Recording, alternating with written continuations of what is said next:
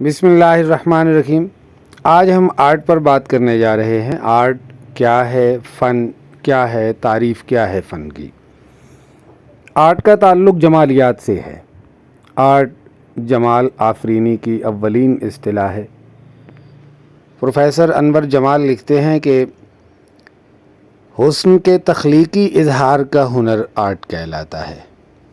زندگی کے واقعات کو جمالیاتی اظہار دینا یہ آرٹ کا منصب ہے۔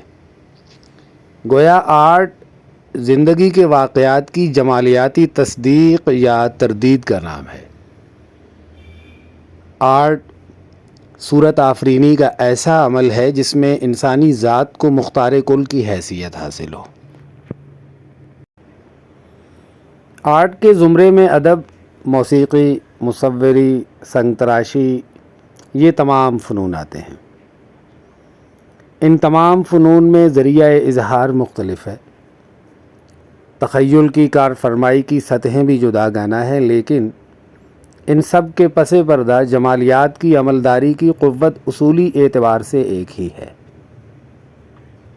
آرٹ کے لیے ہیئت یا فارم، شکل و صورت اور پیکر ناگزیر ہے۔ جو ہی فطرت کے خارجی مظاہر پر روح انسانی اس طرح عمل کرے کہ وہ کسی شیپ میں ظہور پذیر ہو جائے تو آرٹ جنم لیتا ہے۔